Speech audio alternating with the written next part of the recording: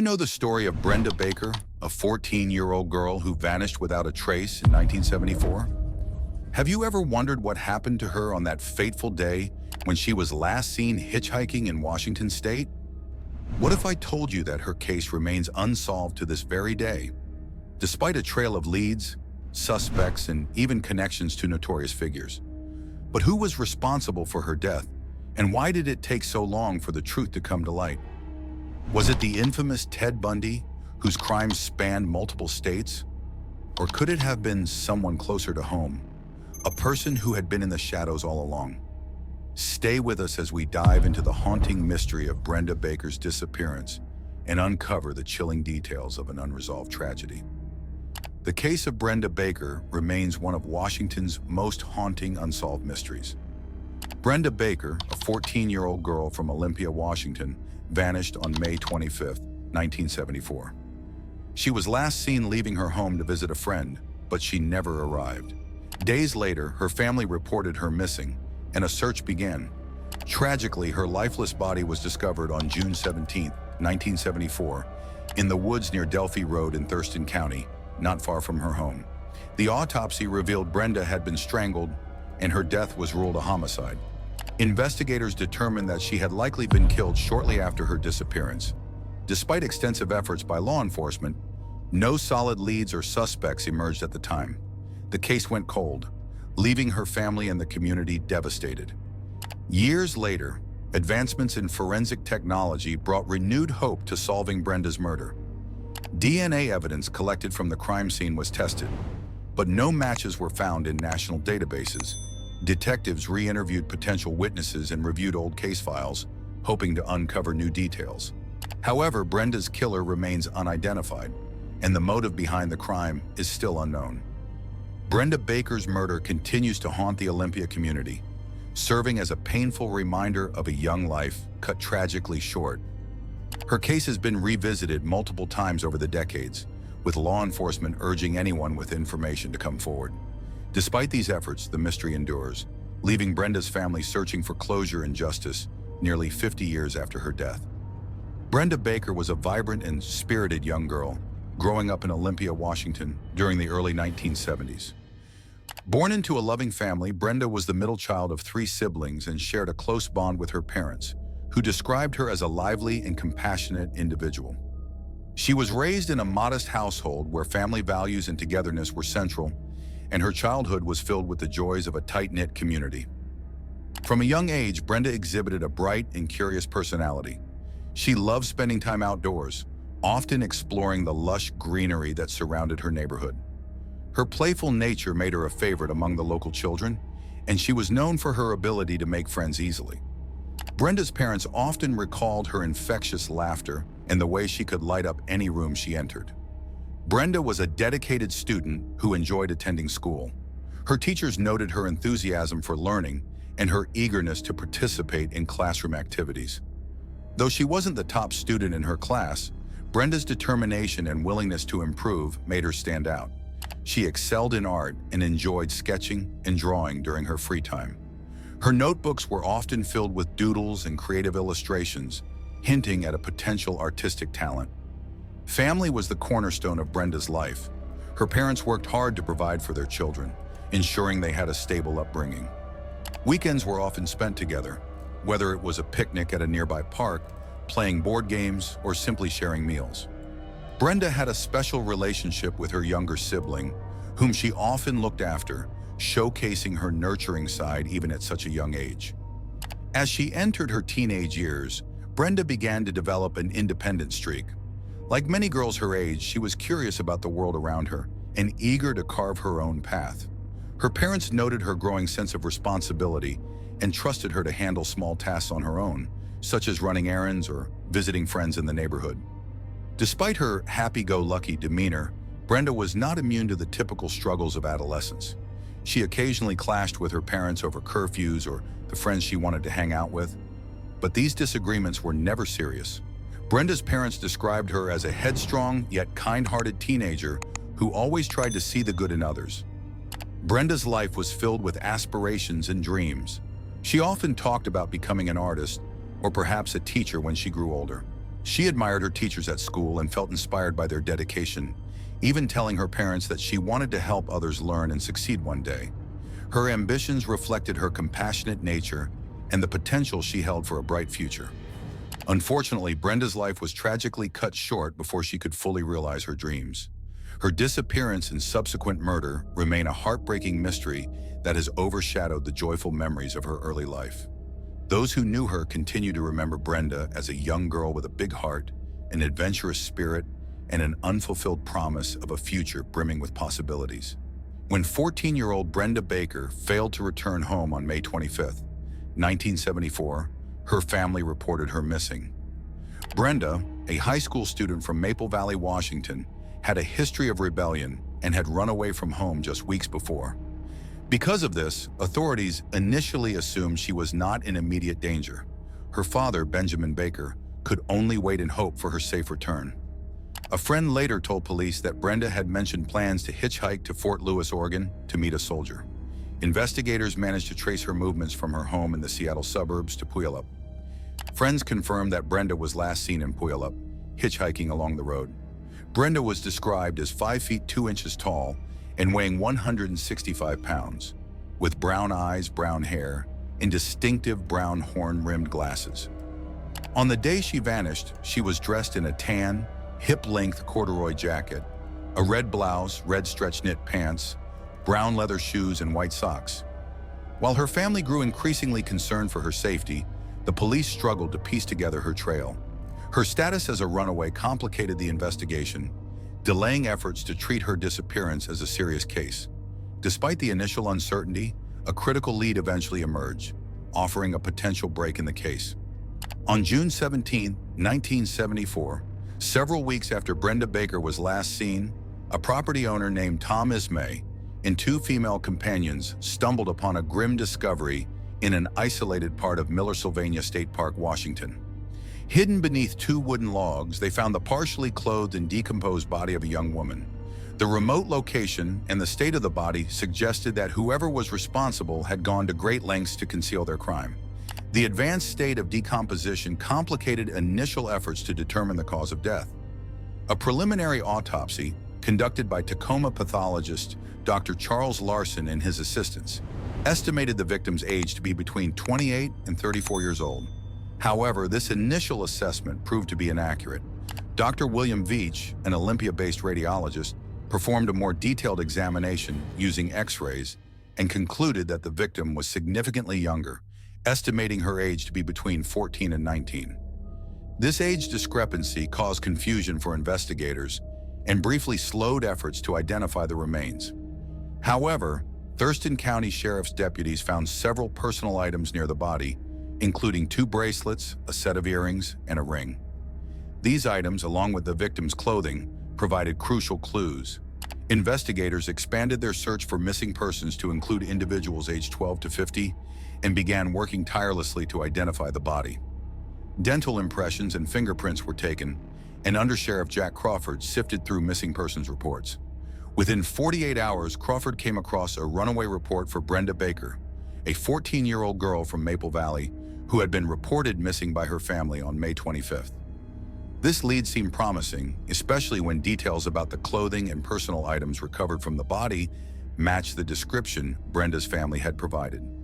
Crawford reached out to the Baker family to confirm these findings. Brenda's father, Benjamin Baker, was invited to view the clothing and jewelry. He positively identified the items as belonging to his daughter. Around the same time, dental records were returned, confirming the victim's identity as Brenda Joy Baker. The news shattered her family, who had been holding on to hope that Brenda might still be alive. Thurston County Coroner Hollis Fultz released Brenda's body to her family, but withheld an official cause of death at the time. Later investigations revealed that Brenda had been strangled or stabbed, with the coroner estimating her time of death as 2 to 3 weeks prior to the discovery of her body. Brenda had left behind her father, 2 older sisters, and a brother who was serving in the military. As the investigation unfolded, authorities worked to retrace Brenda's movements in the days leading up to her death. Detectives discovered that she had been last seen hitchhiking south, just 4 blocks from her Maple Valley home. Witnesses later reported seeing a girl matching Brenda's description entering a blue pickup truck with 2 male occupants on May 27, 1974. This sighting, reported around 5 or 6 p.m., provided a critical lead. Thurston County Sheriff Don Redmond publicly appealed for information about the vehicle and its occupants, but did not confirm whether Brenda's death was directly linked to her hitchhiking. The brutality of Brenda's murder and her young age drew comparisons to another unsolved case. In November 1973, Catherine Devine, a 14-year-old Ingram High School student, had disappeared while hitchhiking out of Seattle. Her body was later discovered in McKinney State Park near Olympia, Washington. Like Brenda, Catherine had been strangled, and investigators noted similarities in the circumstances of their deaths.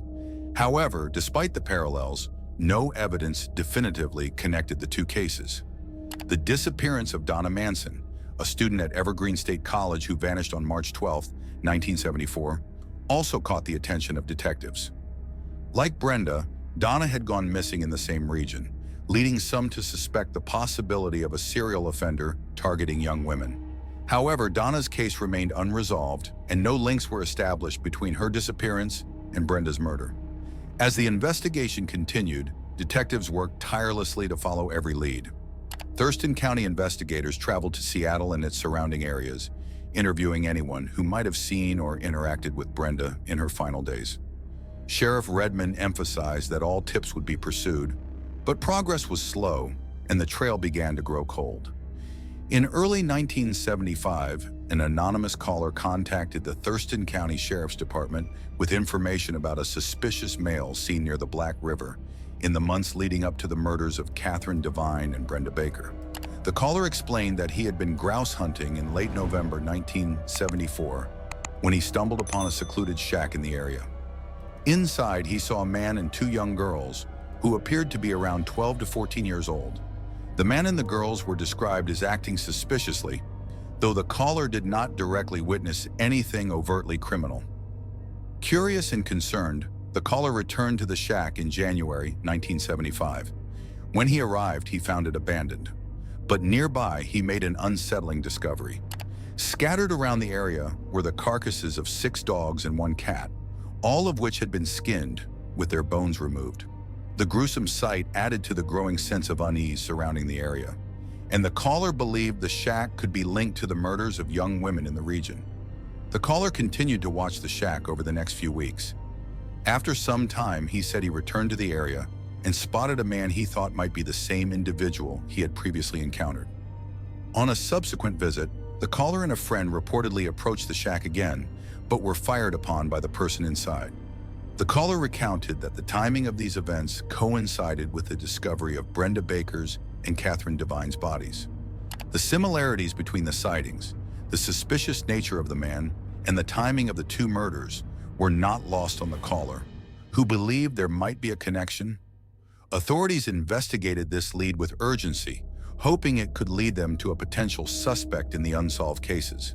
However, the lack of concrete evidence and the danger surrounding the situation made it difficult for them to take any immediate action. The caller's report was one of several tips that surfaced during the investigation, but it stood out due to the peculiar details about the shack, the skinned animals, and the possibility that the man was responsible for both murders. Yet despite the compelling nature of this lead, it was ultimately not enough to identify a suspect. At around the same time, another key witness came forward. Bill Sullivan, a local man, told investigators that he had seen a young woman matching Brenda Baker's description in May 1974, just days before she was reported missing. Sullivan, along with his wife, had stopped at a truck stop near the Scott Lake interchange on Interstate 5, which is located in the general area where Brenda had last been seen hitchhiking. He recalled that the girl they saw was attempting to hitchhike and appeared to be traveling alone. Sullivan mentioned that the girl got into an older model, light-colored panel truck, driven by a bearded man. He and his wife remembered the truck coming from the direction of Scott Lake. The sighting raised suspicions because it was so close to the time that Brenda was last seen. Though Brenda had not been reported missing by her family until May 25, 1974, Sullivan's account suggested that she could have been hitchhiking earlier in the month, potentially setting off a chain of events that would ultimately lead to her tragic death. The connection between Brenda Baker and the truck stopped at Scott Lake seemed significant. Given that the description of the man in the truck loosely matched that of an individual in the earlier report of the shack near Black River, authorities began to scrutinize the possibility that the two cases, Baker's and Devine's, were linked. The truck driver and the man seen near the Black River shack could potentially be the same person, though investigators were careful not to jump to conclusions. The fact that both women had been hitchhiking shortly before their deaths and were found in remote areas only added to the eerie similarities between the cases. As the investigation progressed, detectives tried to connect these new pieces of evidence with the existing clues. The reports from the anonymous caller and Bill Sullivan raised serious concerns that the killer might still be active, operating in the same regions and targeting vulnerable young women. The details about the truck and the shack, as well as the disturbing discovery of the skinned animals, led investigators to believe they might be dealing with a person capable of horrific violence. The case was growing more complex, and investigators were left grappling with an increasing number of leads and a lack of solid evidence. By August 1975, a suspect had been arrested in connection with a series of disappearances and murders across multiple states, including Washington, Utah, and Colorado. Ted Bundy, a law student from Utah, had become the primary suspect after an attempted abduction that occurred in 1974. 𝐼𝐸 had been approached by a man pretending to be a police officer in the parking lot of a shopping mall. The man, later identified as Bundy, managed to coerce 𝐼𝐸 into his car, but she narrowly escaped after a struggle. This incident, though disturbing, was only the beginning of Bundy's violent crimes. In addition to the attempted abduction of 𝐼𝐸, investigators soon began to suspect Bundy in the disappearance and brutal murder of Karen Campbell, a young woman who vanished from a ski resort in Snowmass, Colorado. Her naked and battered body was discovered weeks after her disappearance, and it was clear that she had been violently attacked. A subsequent search of Bundy's Volkswagen Beetle uncovered hair samples that were linked not only to Campbell, but also to 3 other young women who had gone missing in Washington, Utah, and Colorado. This evidence created a chilling connection between Bundy and several unsolved cases across the country, fueling suspicions that he was responsible for multiple murders. Many investigators believe that Bundy had been responsible for the abductions and murders of young women across Washington, Utah, and Colorado, with some estimates suggesting that he had killed as many as a dozen women. His known modus operandi involved luring his victims with a ruse, such as pretending to be injured and asking for help, before abducting, assaulting, and eventually killing them. His ability to blend in and deceive his victims made him all the more dangerous and difficult to catch. In June 1976, Bundy was convicted of the attempted kidnapping of 𝐼𝐸 and was sentenced to a prison term of between 1 and 15 years. However, this conviction was only the beginning of his criminal saga. Bundy was soon extradited to Colorado to face charges related to the murder of Karen Campbell. While in custody, Bundy continued to deny any involvement in the other unsolved murders, even as investigators worked tirelessly to link him to the growing number of disappearances. During his time in prison, Bundy managed to escape twice, an act that would send shockwaves through law enforcement. His first escape came in 1977 when he managed to slip out of a jail in Glenwood Springs, Colorado. After scaling the walls of his cell and crawling through a hole in the ceiling, Bundy disappeared without a trace. For months, investigators searched for him, but Bundy remained elusive. Eventually, he was recaptured in 1978 after committing a series of violent crimes in Florida, where he had fled. It was in Florida that Bundy's most infamous crimes occurred. After his escape, Bundy traveled to Tallahassee, where he attacked 2 college students at the Chi Omega sorority house at Florida State University. He brutally beat and sexually assaulted the 2 women, then killed them, leaving their bodies in the sorority house. 3 other women in the house were also attacked but survived, although they were severely injured. This violent spree was followed by the abduction and murder of 12-year-old Kimberly Leach, who had been walking home from school. These killings marked the height of Bundy's violent outbursts in Florida, and his capture was imminent. Bundy was placed on the FBI's most wanted list, and it wasn't long before he was apprehended. He was charged with the murders of the 2 women from Chi Omega and Kimberly Leach, along with the numerous other murders for which he had been a suspect. He was found guilty of all 3 murders and was sentenced to death during 2 separate trials in Florida. Despite being convicted of these crimes, Bundy continued to maintain his innocence, often insisting that he was being framed. His defiance only fueled the media frenzy surrounding his case. As Bundy sat on death row in Florida's Rayford prison, investigators continued to look into other possible murders he might have committed. Bundy was suspected of being involved in at least 20 other disappearances and murders of young women between 1973 and 1975, a period during which he was known to have committed many of his violent crimes. The timing of his known murders coincided with the disappearances of several young women, including Brenda Baker, whose death occurred during a similar pattern of killings in Washington. Brenda Baker, a 14-year-old girl from Maple Valley, Washington, had disappeared in May 1974 after being last seen hitchhiking. Her body was found weeks later in a remote area of Miller-Sylvania State Park, where it was determined she had been strangled or stabbed. The case had baffled investigators, with no solid leads or suspects until Bundy's name surfaced as a possible connection. Given Bundy's known history of luring young women under false pretenses, some investigators began to wonder if Brenda Baker was one of his early victims, though the link remained speculative. In January 1989, as Bundy's execution approached, he was questioned about his involvement in several unsolved murders, including the deaths of Catherine Devine and Brenda Baker. Bundy had already confessed to numerous killings, but he adamantly denied any involvement in these two particular cases. Despite his confessions regarding other crimes, Bundy refused to admit responsibility for the deaths of Devine and Baker, leaving investigators and the families of the victims with a lingering sense of uncertainty. Bundy's refusal to acknowledge these two cases has led some to speculate that there may have been victims whose identities he never revealed, adding another layer of mystery to his already horrifying legacy. On January 24, 1989, Ted Bundy was executed in Florida's electric chair.